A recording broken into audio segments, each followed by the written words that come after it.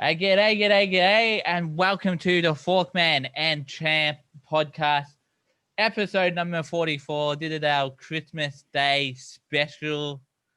How are you, Champ?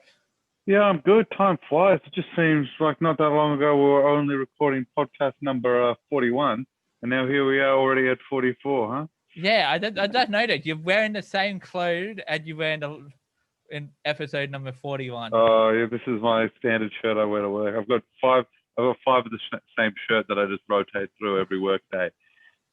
Okay, and so you wear that every Monday. I'm taking it. Every Monday. This is my Monday shirt. It's got Monday. It's like the underpants. It's got Monday, a label that says Monday on the collar, so I know which one to wear which day.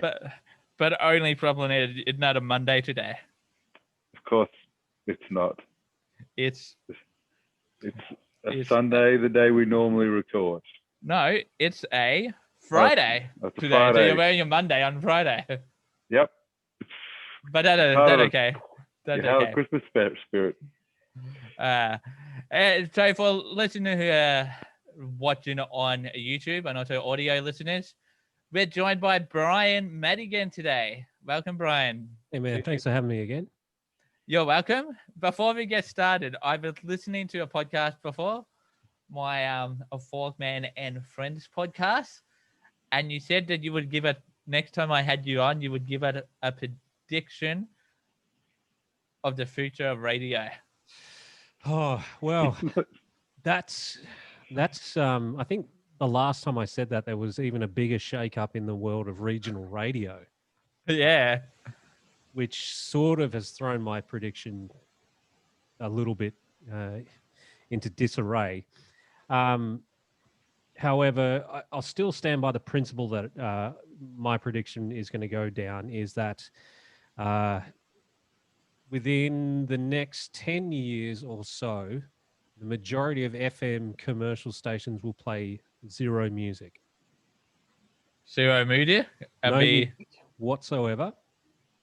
What I'm hoping for, and this is where my prediction comes in, is that unfortunately radio is going to go down the path of, say, Blockbuster and Video Easy and all that sort of stuff. And eventually it will become redundant because people's streaming habits are becoming more and more prominent. Everyone's going to be streaming as much as they can. So I'm hoping that radio gets on top of this and actually gets in bed with the likes of Spotify and Apple Music. So what that prediction ultimately will mean is that FM radio stations will team up with Spotify and Apple Music and provide content, and Apple and Spotify will provide the music. So if I'm doing a breakfast show, I will just hit a button, and wherever you're streaming, you'll hear what you want to hear, not what the radio wants you to hear. Okay, nice. Well, I don't know if it's nice or not. No, I meant nice for like all those people at like those streaming companies. Well, I mean, but that's the way it's going. I mean, Spotify, I'm sure, will just give the numbers, but their streaming rates and as well as Apple Music just keep going up and up, and they are getting way better at their AI of figuring out what it is that you want to listen to. I know for a fact that Apple Music is sort of trialing and testing the waters with in-car listening for traffic reports. They're trying to do a deal with a provider that will basically, you'll be able to tell Apple Music, hey, every 30 minutes, tell me what the traffic is like, or every 15 minutes, or every 5 minutes, or every second song, every third song, tell me what the traffic is like. So they're moving in that direction. Is FM radio moving in that direction? I don't know. I sincerely hope they are. Yeah. Okay. Could like that mean anyone anywhere could be doing a breakfast show? Well, I think what the likes of the big FM stations will have to do is sort of come and make an arrangement with one of the big two streamers and say, look, we're going to provide this show, and you provide the music, and hopefully we'll come to some sort of simpatico relationship here. And we know that this is the best show. We know that, you know, you'll get more people streaming on this channel. Let's figure something out. Yeah, they're like all different like channels for all the different markets, or Yeah, one. I guess so. I mean, they'll have to be sort of like the Adam Sandler of Netflix. I mean, he just keeps telling them, "I'm going to make a movie, put it on, and people Yeah. will watch it." But Yeah. whether or not you or anyone else could do that, maybe, I don't know. I mean, the first test in that market is with Joe Rogan. They signed him up for $100 million for an exclusive podcast deal. Will they keep going? They might want to curate that a little bit better, but I don't know. I'm giving it 10 years or so, because earlier, so many cars have got your standard digital radio or just, terrestrial radio within the car.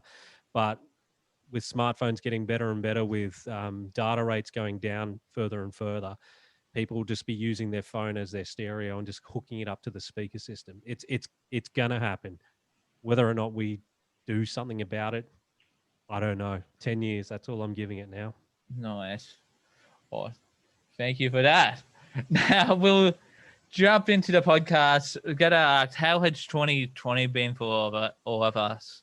Do you want to start, Champ? Yeah, sure. 2020 is actually. I mean, I had a shocker of a year in 2019. Really kind of had to grind some things out, like with uni and everything, and just kind of some personal stuff. But surprisingly, 2020's done relatively well for me. Like, I've moved out of home. I've managed to get a pretty good job that I like through the Work for Victoria scheme. I've managed to save up a bit of money because I haven't been going out. I started seeing someone, so I'm doing pretty well in 2020. So yeah, I've really kind of liked it. But the lockdown's kind of been, I've been quite lucky. I think I've been very lucky with it. Like, I live with a lot of my good friends, so it hasn't been too bad. So yeah, I count my blessings that I've had a pretty lucky 2020, I think. And I imagine earlier on that the full-on lockdown sort of scenario may have really, really stressed you out, especially if you were trying to start a new gig. Yeah. Well, coming straight graduating I graduated in January, so and then I got laid off. I got stood down with no pay in mid-March before JobSeeker was announced. So it was a pretty stressful March period, but once JobKeeper got announced, it kind of started picking up a bit. So after through April and May, it started doing all right. So but yeah. And then you just landed your one of your dream jobs. Yeah, I landed a job. Recently. I got my foot in the door at the council in a position kind of not exactly what I want to be doing, but adjacent to it. So it's it's as good a start for a career as I could have hoped for, really. So yeah, in the land management field, and because there's a lot of money getting pumped into the public service and councils and stuff at the moment to create work, it's looking like the land management sector might get a bit bigger, especially with, like, in relation to the fires we had at the start of the year, stuff like that. They'll be looking at more land management work starting up. So yeah. Well, as you said, mate, your foot's in the door, so you've just got to strategically work your way into the opposite adjacent. Then I guess. Yeah, exactly. Just better brown nosing and a bit of hard work, and I hopefully will be all right. Yeah. And Brian. Yeah, look, obviously not as stressful as Champ there, but it was it definitely was stressful. Just for other reasons, because the threat of redundancy sort of was hanging over pretty much everyone. Luckily, our work figured out a scheme in order for that not to happen. Like the company that I work for, they came up with a good solution, but that pendulum and that swinging axe was sort of always a threat above your head the entire time. So Yeah. it felt like as you were going through the year, you were on some sort of borrowed time. And to be honest, I'm just glad that we've sort of came out on the other side thus far. Knock on wood, nothing further terrible is going to happen. Yeah. It's been a stressful 2020. But I am counting myself lucky because I know so many people had it way more difficult. Yeah, So I'm just very thankful.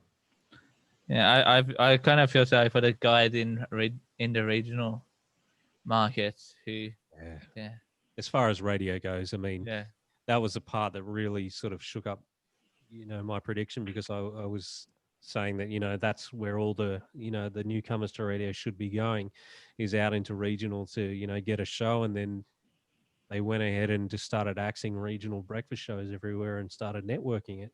yeah. And, I knew people personally that I worked with and did a tiny bit of mentoring with for them, and told them to go out into regional, about 2 years ago. And they did that. And now they're out of a job. So, Yeah. it was just, there was that personal sort of, oh God, what have I done telling them to do that? But some have come out on the other side. Some have moved into other fields, but it'll get better. Yeah. My 2020, Mm. it'd been up and down, but it gotten better the last couple of months since I have moved out of home in with my mate and my fiance recently moved in. So that the lockdowns got eased. So what started up as kind of a crafty had gotten a little better. Can finally see the sun again. Oh, I had my cousin fly up from Melbourne. Basically, I think one of the very first days that the travel restriction was lifted, and I was having a chat with him about the lockdowns, especially for you guys down there. He was really, really emotional about it. Yeah, it was really, I'll say it, interesting to sort of see how much it had affected, the city and the population there of Victoria. Because in Sydney we had a tiny lockdown. It only lasted, I think, not even a month, and then we were sort of back into it. But you guys were, they really hammered you guys hard, huh? yeah. Yeah, we had the same first one, and then I think it was maybe 2-3 more months of lockdown after we came out of the first one. But the second one was even more restrictive. That one was more restrictive, and there was people in different areas getting locked down. Postcodes got locked down first, so there've been people who've been locked down since June or July up until just a few weeks ago when we started really coming out of it. So yeah, it's kind of strange how different. I wonder if it'll be a thing that people in Victoria, and people from the rest of Australia won't understand. We'll have this kind of shared experience here now. Yeah. But in saying that the regional towns did have a little bit easier than what the guide in the metro Melbourne had it. Yeah, I think they did. They must have a very strange experience. I was talking to a girl I work with who lives in Shepparton, and she comes down to work on the weekends in Melbourne, and she was telling me the attitude up there is really strange because, in Shepparton maybe had 3 cases the whole time for all of that second lockdown, which was brought in by somebody traveling through from Melbourne. So the attitude up there is why are we doing this? Why are we locking down? It doesn't really exist. It didn't really exist in a lot of regional towns. So yeah, it's a strange thing, and I guess it'll be interesting to see when everything's kind of dug up and analysed over the next. I guess they'll be talking about it for a long time now. See what people think about it. Digging up and getting that analysis, I think a lot of people want to know the truth, but basically, are they ready for the truth? Because there's going to be some serious anger that's going to come, from the population when the truth does come out about what really did happen. It worries me, but I think it still needs to be said. Yeah. And hopefully they don't sugarcoat it like some do. It's kind of strange. We're very much of the moment of living. We're really living through a pretty historically significant thing, and being someone who's quite young, I mean, I'm only 25. I can't really remember a time that I've been here and been like, this is actually a very significant, super significant world event. So it'll be interesting to see. Yeah, well, in the most recent history, the only thing that I think comes, even though it's different, but the way that it has changed the world, the only thing that comes close would be 9/11, because Yeah. everything changed basically therefore after. Everything changed. Yeah, I can't. I say I can't. I remember 9/11 happening, but I can't really remember the word prayer. So this will be my first big. Yeah, it'll be interesting to see. Awesome. So we're gonna move along now into Lighten it some up. more into the more cheerful stuff. Now I don't know about you two, but there's something on my Christmas table every year at the Christmas crackers jokes. Yes. Mm-hmm. And like there's some real funny ones out there. There's a lot of not funny ones out there. And some that's a standard Christmas cracker. Yeah. There's some that some that are not so funny, some that are funny. Do you want to start, Brian, with yours? Do you have any? Yeah, okay. I've got one for you. I had to look these up because I don't know any of these off by heart, because I think as soon as you read them, you promptly forget them straight away. But who is Rudolph's favorite pop star? Who? Beyond Slay. Oh yeah. Yeah, exactly. Some of these I had some of these just didn't even make sense as I was going through them. Yeah, there's a few ones that are very kind of wintry directed, and it's kind of strange reading them down here. Yeah. What do you get if you eat Christmas decorations? No idea. Tinselitis. Yeah. And one for all the, this is more recent, so I think the more recent ones actually get a lot worse. Why has Santa been banned from sooty chimneys? Why? His carbon footprint. Yeah, nice. No, I like the last one. The last one's pretty good. Yeah. All right, I'll go. I had to look them up as well because we always forget. My family Christmas, we always put the crowns on, and my family, we all have big heads. Yep. So we spend most of the time with the Christmas crackers trying to see if we can get the crowns on properly without ripping them in half, or we usually end up stapling together. So we kind of forget the jokes for most of the time. I rip them every year. My head's too big as well. I had one of those crowns fit me since I was like 12. I think the secret is if you rip the bottom from the half of it up on the bottom, and you can it tears a little bit, and you can kind of get it on without breaking it. That's what we have to do. And Santa hats too, they are way too small. Yeah. We might start maybe that could be a potential growth market, is Christmas crackers for people with big heads. But my ones are, what athlete is the warmest in winter? I actually know this one. A long jumper. Yeah. That's a good one. Why does Santa get scared when he goes down the chimney? Because it's dark? No, because he's claustrophobic. Rightio. Yeah. And what is the best Christmas present you can get? An iPhone? No idea. An iPhone. A broken drum, because you can't beat it. So they're my three corny Christmas cracker ones. I would love to know who comes up with these. Yeah. So if we have any English fans out there from England, Devon may send them over the top, or you never know. Why has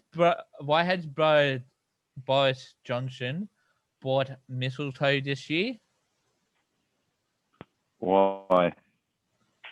Because he's tired of being in the single market. So that's got to be old then. Yeah, I'm going to say I don't think he's single anymore. What do you get if you cross Santa with a duck. Santa with a duck. With a duck. I don't know what. A Christmas cracker. Quacker? Yeah. Yeah, nice.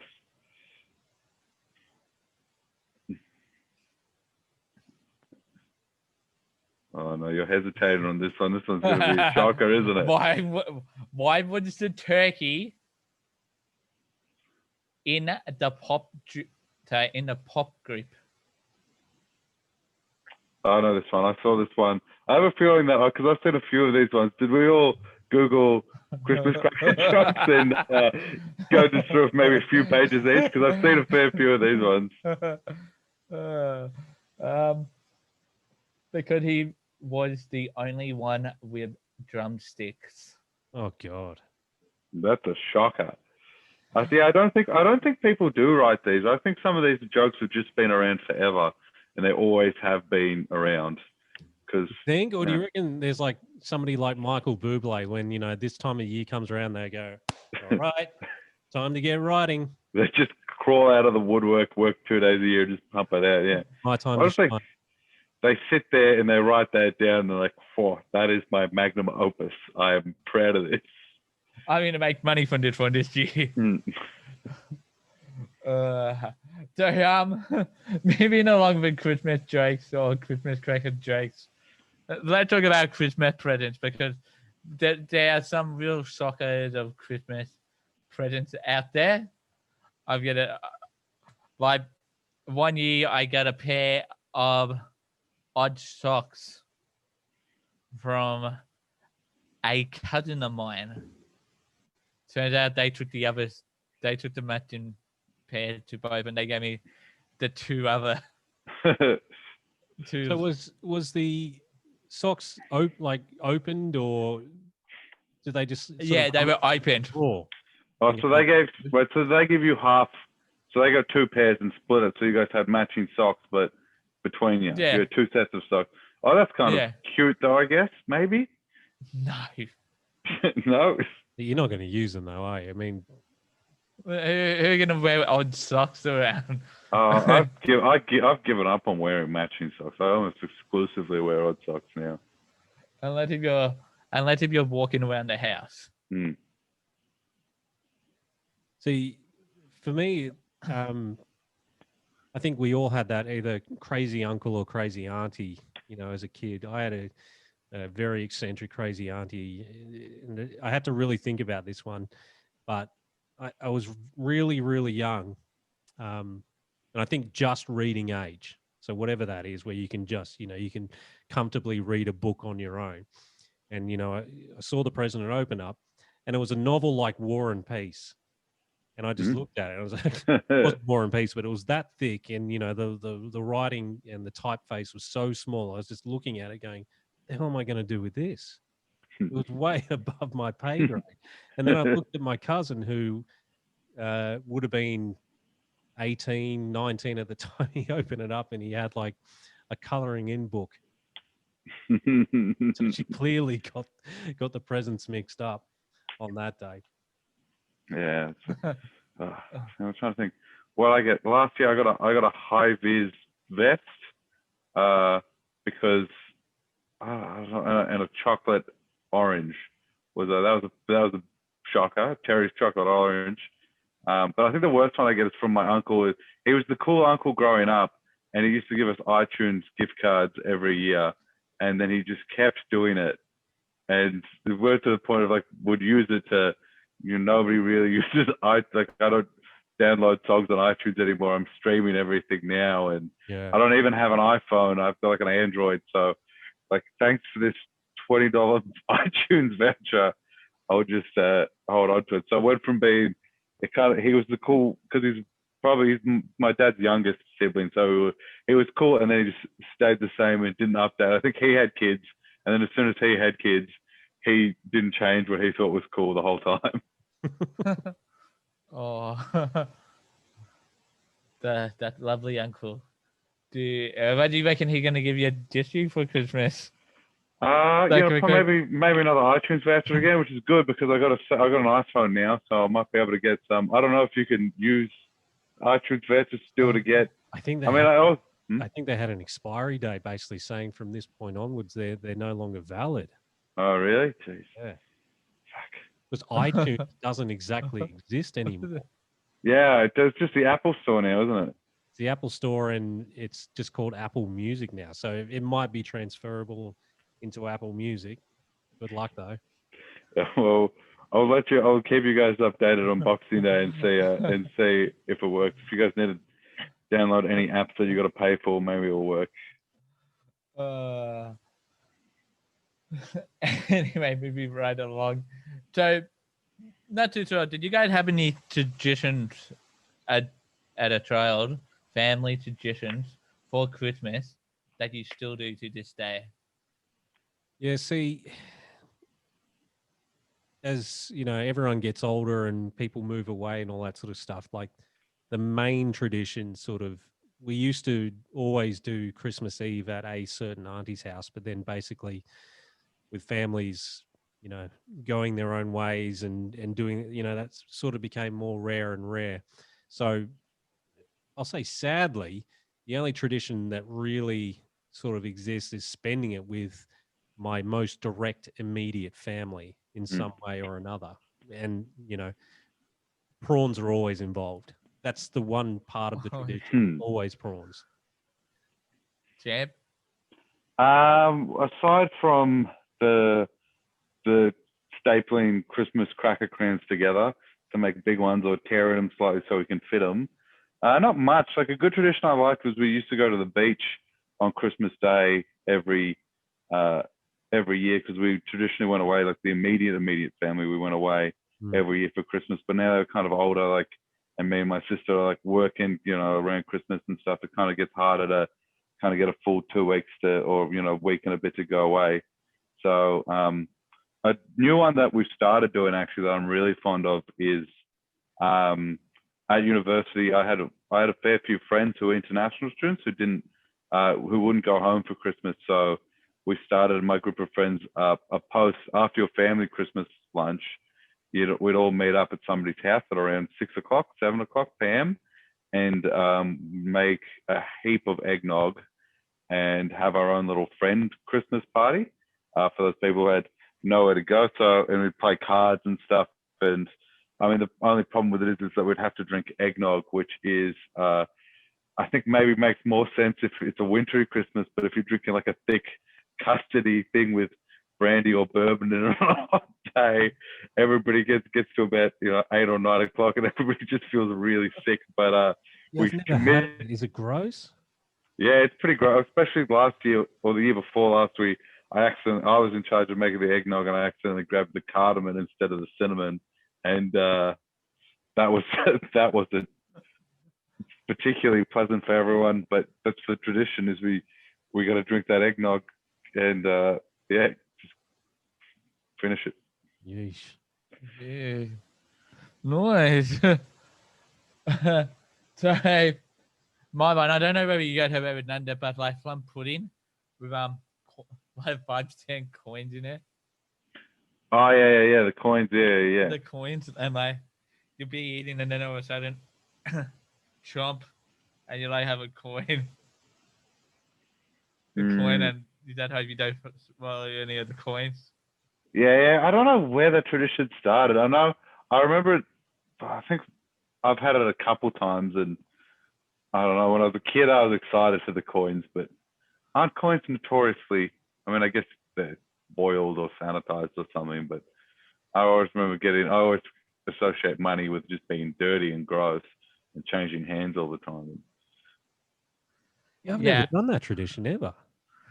Yeah, I thought it was an English thing.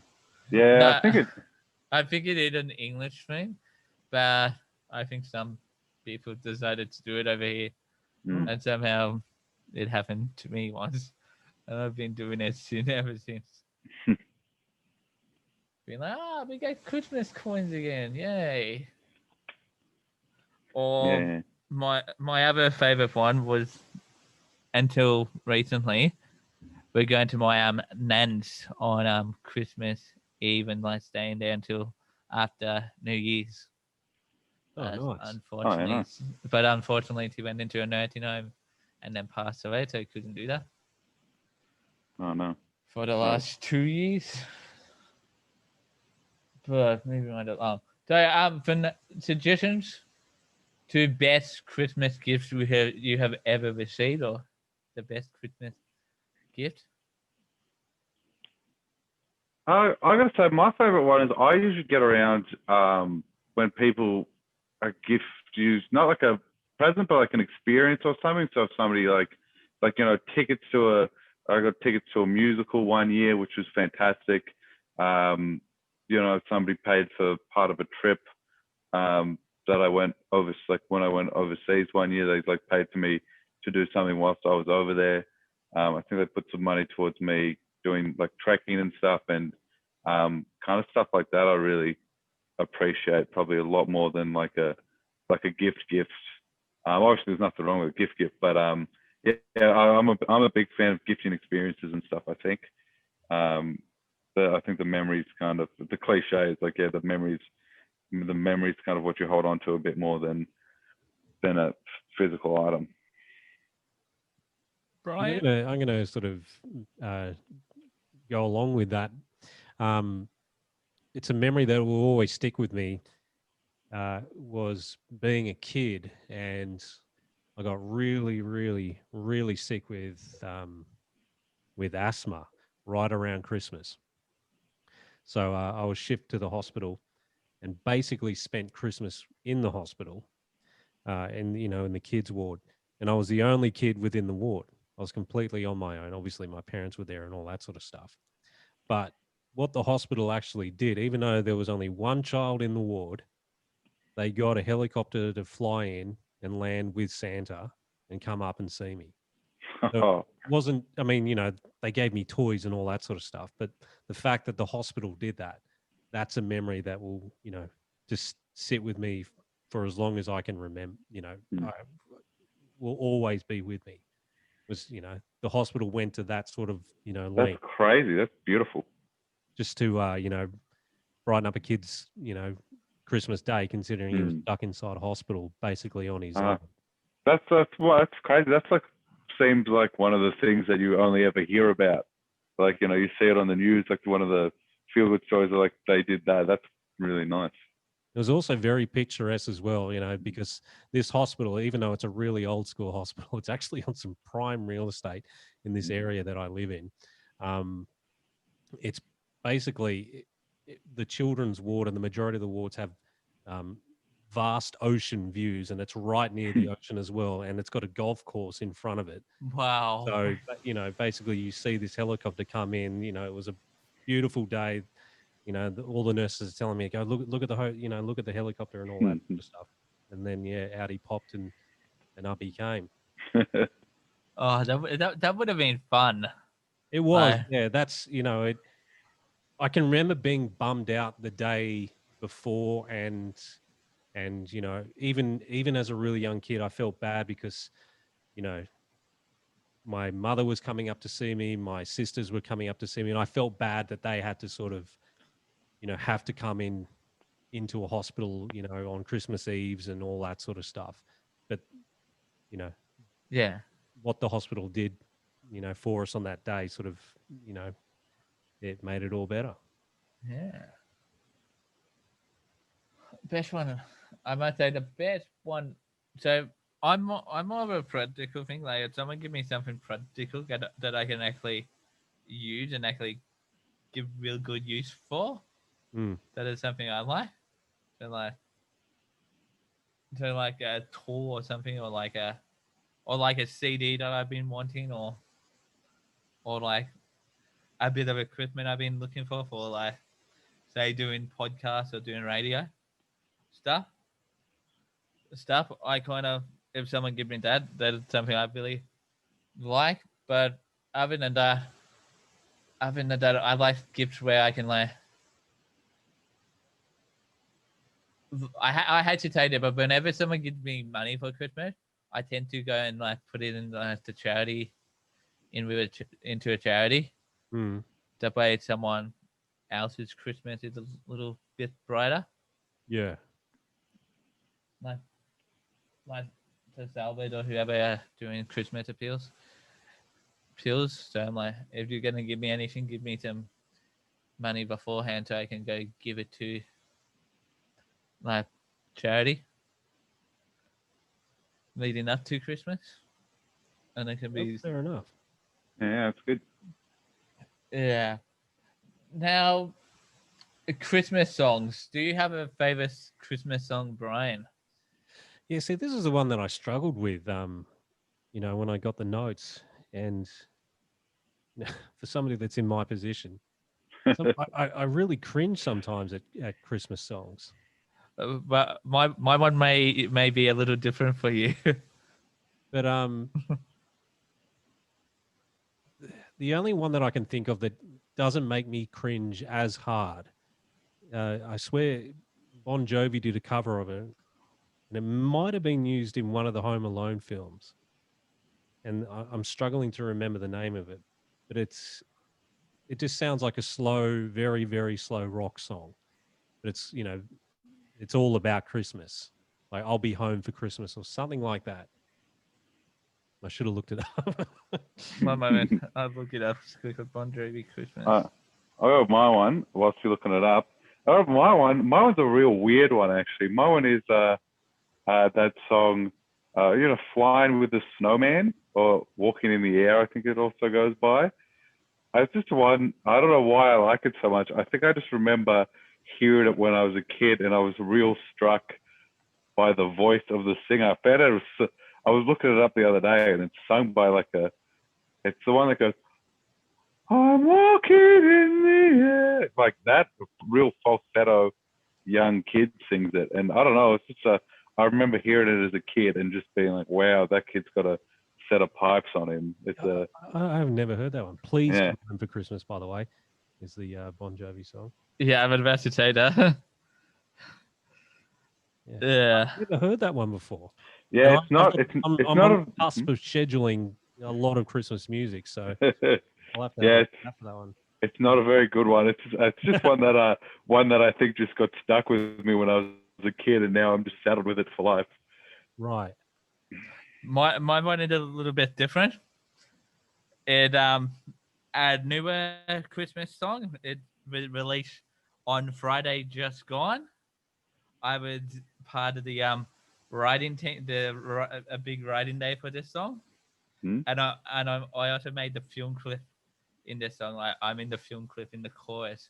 It's like a blink now or you'll miss. Right. Miss scenario. But my favorite Christmas song at the moment, the last time I checked, so you know how the iTunes stores of the Apple Music Store. Mm-hmm. So in the UK market, it's in at number 4 on the top Christmas song charts by iTunes Store UK. It's in at number 4 on that at the moment. So it's by a group called Electric Umbrella, and it's called The Best Christmas in Lockdown. Oh, yeah, nice. And so that is my favorite one at the moment because it's written by some guys or some boys and guys and girls. They have some artists like Tony Hadley from what I forget the band name. I always say the name wrong. Splendid Ballet, or it is Spandau Ballet. What? Spandau Ballet. Yeah, thank you. That's the one. Tony Hadley appeared in the song. Oh wow!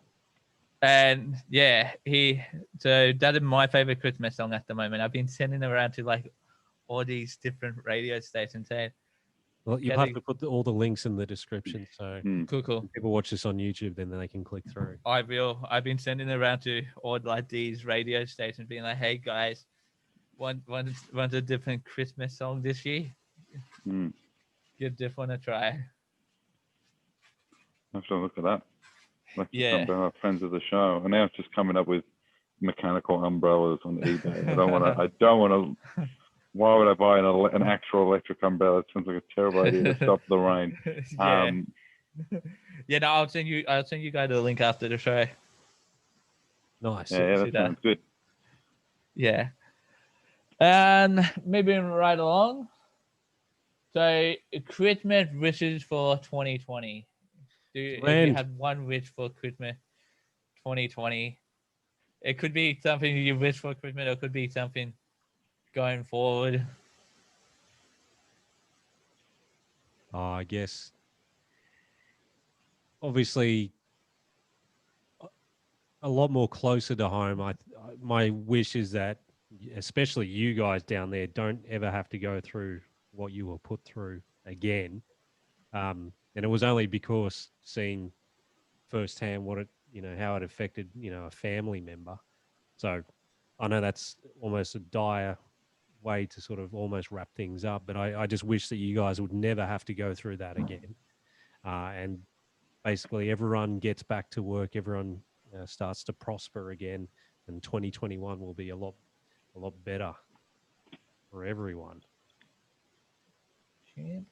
Yeah, probably like to echo the same kind of sentiment that probably just push past 2020 as fast as we can. Let's just speed straight into 2021. Just a good written to sign off on 2020, close the book on that one for a while, and keep moving. I think would be my wish. Maybe a contract extension on my current job would be a good one, but I guess we'll see what happens in 2021. Yeah, my wishes for Christmas this year is that Christmas is safe, and going into New Year, a better year than 2020, and hopefully everyone can get together with their friends more and put this hard year of 2020 behind us and all move forward. Definitely. And finally, last but not least, do you have any Christmas shout outs you'd like to make, champ? Yeah, I'd like to give a shout out to Santa Claus. I think he's probably been working pretty hard at the moment. He's just got a couple more days to kind of grind out and get those toys that he's been making delivered to all the kids out there. So, big shout out to Santa. He's been working hard all year, and it's almost paid off. So, big shout out to you, Father Christmas. Bryan. I guess I'm going to give a shout out to something that really made me laugh during, the dark times of this year. I'm a huge movie fan. I love movies, and I came across a channel that does amazing movie reviews. The channel is called The Critical Drinker, and it's a guy that does his movie reviews while drunk. It just it made me laugh so much. I watched hours and hours of his work.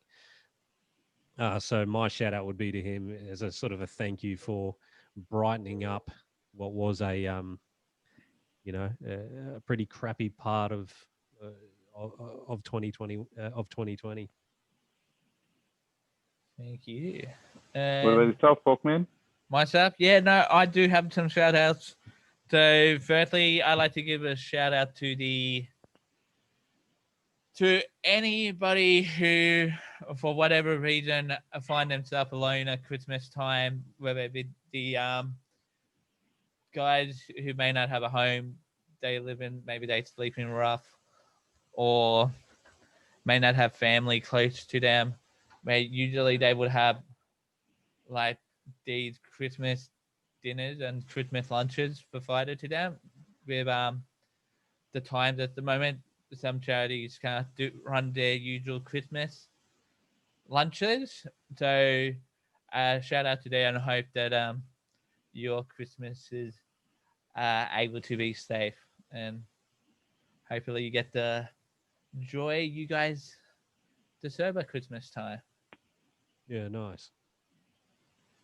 And on that note, until next time, I've been Forkman. He's been The champ.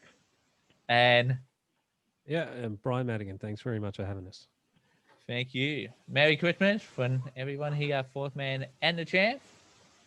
And until next time, We'll Yeah, for now, not for, I'll say. we'll be back in early 2021. We're going to take a week's break, maybe 2 weeks break, but we will be back ready to go in 2021. New content, new segments, maybe. We'll see. Send us your feedback. We'll roll into year 2 of the podcast, baby.